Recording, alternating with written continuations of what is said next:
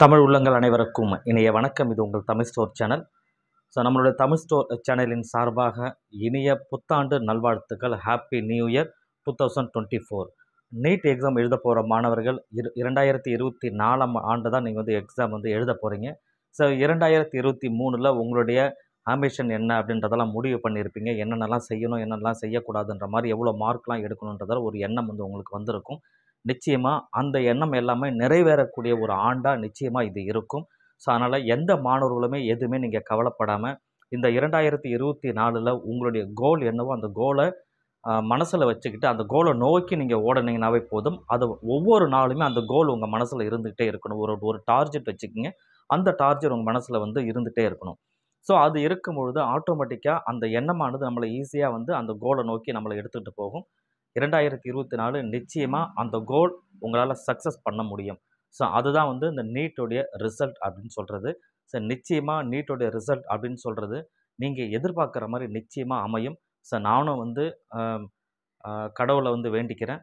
நீங்களும் உங்களுடைய கடவுளை வேண்டிக்கோங்க. நிச்சயமாக நம்ம சேனல் பார்க்குற எல்லா மாணவர்களுமே நல்ல ஒரு மதிப்பெண் எடுத்து நல்ல ஒரு நிலைமை அடையணும் அப்படின்றத மனதார நான் வேண்டிக்கிட்டு கேட்டுக்கிறேன்.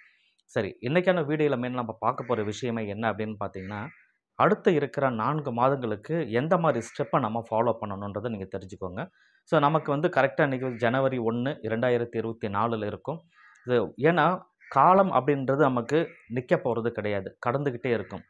ஒவ்வொரு நாளும் இப்போது ஒரு கடிகாரத்தை நம்ம எடுத்துட்டோம்னு சொன்னால், கடிகாரம் அதனுடைய முள் பார்த்தீங்கன்னா கிளாக் வைஸில் செகண்டுக்கு செகண்ட் மூவ் ஆகிட்டே இருக்கும். அது மூவ் ஆகிறது என்றைக்காவது நம்ம ஸ்டாப் ஆகுமானா அது நிச்சயமாக இருக்க போகிறது கிடையாது. எப்பயுமே காலம் நமக்காக வெயிட் பண்ணாது அப்படின்றத உணர்த்துகிற ஒரு விஷயந்தான் இந்த கடிகாரம் அப்படின்னு சொல்கிறது. அப்போ நீங்கள் பார்த்தீங்கன்னா ஒரே ஒரு நாளோ அல்லது 1 மணி நேரமோ அல்லது ஒரு அரை மணி நேரமோ 5 நிமிடமோ 1 நிமிஷமோ உங்களுடைய வாழ்க்கையில் கடந்து போச்சுன்னா அது திரும்ப வரப்போகிறது கிடையாது. அதனால் இந்த 2024 நீங்கள் மனசில் எடுத்துக்க வேண்டிய ஒரு மிக முக்கியமான விஷயமா அதுதான். காலம் பொன் போன்றது எதற்காக சொல்கிறாங்கன்னா, அது போன காலம் என்பது திருப்பி வரப்போகிறது கிடையாது. அப்போது உங்களுடைய கோலை நோக்கி நீங்கள் ஓடும்பொழுது இந்த 2024 நேற்றைய நாள் திரும்ப இன்றைக்கி வராது இல்லையா? அதனால் ஒவ்வொரு நாளுமே பொன்னான நாள் தான். நீங்கள் படிக்கிற ஒவ்வொரு மார்க்குமே ஒவ்வொரு மதிப்பெண்ணுமே பொன்னான மதிப்பெண். அதனால் இதை மனசில் வச்சுட்டு நீங்கள் உங்களுடைய ஆக்டிவிட்டியை ஃபாலோ பண்ணுங்கள். சரி, இப்போது அடுத்து வரப்போகிற 4 மாதங்களுக்கு நீங்கள் உங்கள் மனசில் வச்சு படிக்க வேண்டிய விஷயங்களே இதுதான். நமக்கு இருக்கிறது மொத்தத்தில் பார்த்தீங்கன்னா 3 subject: physics, chemistry, biology, NEET aspirants. இவங்க எல்லாருமே பார்த்தீங்கன்னா ஃபிசிக்ஸ், கெமிஸ்ட்ரி, பயாலஜி மிக முக்கியமான சப்ஜெக்டை எடுத்து வச்சு படிப்பீங்க. அதில் சில மாணவர்களுக்கு ஃபிசிக்ஸ் கொஞ்சம் டஃப்பாக தெரியலாம், சில மாணவர்களுக்கு கெமிஸ்ட்ரி டஃப்பாக தெரியலாம். எது எப்படி இருந்தாலுமே இந்த 3 சப்ஜெக்ட்டுக்குமே ஈக்குவல் இம்பார்ட்டன்ஸ் நீங்கள் கண்டிப்பாக கொடுக்கணும்.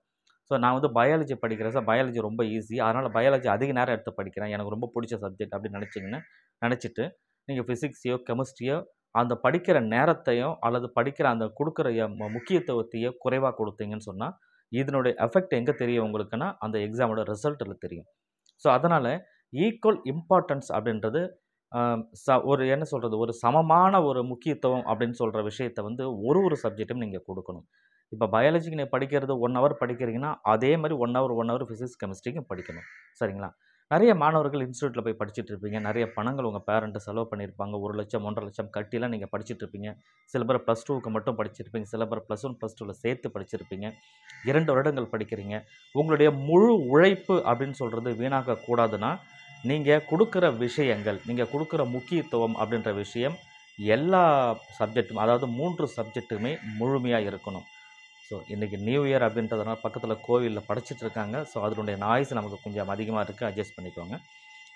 அதனால் முழுமையான முக்கியத்துவம், ஈக்குவலான அந்த முக்கியத்துவம் அப்படின்ற விஷயங்களை ஒரு சப்ஜெக்ட்டுமே கொடுக்கணும். 2வது, நமக்கு பார்த்திங்கன்னா பெரும்பாலும் ஒரு டிஃபிகல்ட்டி லெவல் பார்த்திங்கன்னா ஒரு 30 to 40% டிஃபிகல்ட்டி லெவல் கண்டிப்பாக இருக்கத்தான் செய்யும். ஒவ்வொரு எக்ஸாம்லுமே எல்லாமே ரொம்ப ஈஸியாக வரப்போகிறது கிடையாது. ஒவ்வொரு வருடமே அந்த டிஃபிகல்ட்டி லெவல் அப்படின்றது ஒரு 30 to 40% லெவலில் கண்டிப்பாக இருக்கும். அதை நீங்கள் ஓவர் கம் பண்ணி தான் ஆகணும். அதற்காக தான் நீங்கள் எழுதுகிற ஒவ்வொரு தேர்வுகளையும், ஒவ்வொரு எக்ஸாம் அது நீங்கள் வீட்டில் எழுதினாலும் சரி, ஒவ்வொரு மார்க் டெஸ்ட்டுமே வீட்டில் எழுதினாலும், உங்களுடைய இன்ஸ்டியூட்டில் எழுதினாலுமே உங்களுடைய மதிப்பெண்ணை நீங்கள் கால்குலேட் பண்ணுங்கள். உங்கள் மதிப்பெண் போன எக்ஸாமில் நம்ம எவ்வளோ எடுத்திருக்கோம், இந்த சப்ஜெக்டில் எவ்வளோ எடுத்திருக்கோம் அப்படின்னு வச்சுக்கோங்க. நீங்க எவ்வளோ எடுக்கிறீங்களோ, அதுலருந்து அடுத்த எக்ஸாம் வந்து ஒரு 10லருந்து 20 மார்க் அதிகமா எடுக்கணுன்றத மனசுல வச்சுக்கோங்க. ஏன்னா, கண்டிப்பா ரிவிஷன் அப்படின்றது கண்டிப்பா திரும்ப திரும்ப வரும். இன்ஸ்டிடியூட்ல படிக்கிற ஆளா இருந்தா நெறைய எக்ஸாம் வந்துட்டே இருக்கும். டெஸ்ட் குடுத்துட்டே இருப்பாங்க. அல்லது நீங்க இன்ஸ்டிடியூட்ல படிக்கலன்னா, வீட்லயே நீங்க ஓல்டு கொஸ்டின் பேப்பர் வச்சுட்டோ, நீங்களே வச்சு ஒரு எக்ஸாம் எழுதி பாருங்க. அந்த 3 மணி நேரம் கண்டிப்பா எழுதணும். 3 மணி நேரம் எழுதும்போது உங்களுக்கு உங்களுக்கு அந்த டைமிங்க மெயின்டெயின் பண்ணணும். அதே நேரத்தில உங்களோட மதிப்பெண் எந்த அளவுக்கு வருது ஒரு ஒரு எக்ஸாம்லன்றத நீங்களே கரெக்ஷன் பண்ணி பார்த்துக்கிட்டீங்கன்னா ரொம்பவே நல்லது. ஆனா, ஒரே ஒரு விஷயம் மட்டும் மனசுல வச்சுக்கோங்க. போன எக்ஸாம்ல என்ன மதிப்பெண் எடுத்தோமோ, அத விட அதிகமா தான் அடுத்த எக்ஸாம்ல இருக்கணும். அப்படின்னு தெரிஞ்சுக்கோங்க. நீங்களே ஒரு கிராஃப் போட்டுக்கங்க. ஒரு டேட்ட போட்டு அ எந்த டெஸ்ட் வைக்கிறாங்களோ, அது ஒரு சின்ன ஒரு கிராஃப் போடுங்க. போன டெஸ்ட்ல இவ்வளோ மார்க்கு. இந்த தேதியில இந்த இந்த டெஸ்ட் இது இவ்வளோ மார்க்கு. இந்த தேதியில இந்த டெஸ்ட்ல வந்து இவ்வளோ மார்க். அப்படின்னு சொல்லி ஒரு சின்ன ஒரு கிராஃப் போட்டுட்டே வந்தீங்கன்னா, அந்த கிராஃபோட ரேஞ்ச் வந்து ஹைட்டா உயர்ந்துகிட்டே போகணும். ஸோ அப்படி உயர்ந்துட்டே போதுன்னா, நீங்க இம்ப்ரூவ்மெண்ட்ல இருக்கீங்கன்னு அர்த்தம். ஸோ அந்த மாரி பிளான் பண்ணி மனசுல வச்சுட்டு படிச்சீங்கனாவே போதும். இந்த விஷயத்த மட்டும் இன்னைக்கான நியூஸா நீங்க எடுத்துக்கங்க. இன்னைக்கான மெசேஜா நீங்க எடுத்துக்கிட்டு நீங்க படிக்க ஆரம்பிச்சீங்களா போதும். அனைத்து மாணவர்களுமே கோயில்ல வந்து மணி அடிச்சிட்டு இருக்கு. நிச்சயமா வந்து அனைத்து மாணவர்களுமே நல்ல மதிப்பெண் எடுத்து மிகப்பெரிய வெற்றிய கண்டிப்பா இது உங்களுக்கு குடுக்கும். இந்த நாள் இனிய நாளா கண்டிப்பாக அமையும். இனி வரும் நாட்களுமே எல்லா நாளுமே மிகச்சிறந்த நாட்களா உங்களுக்கு அமையும் அப்படின்னு சொல்லி நான் ஆண்டவன கேட்டுக்கிட்டு விடைபெறுகின்றேன். நன்றி.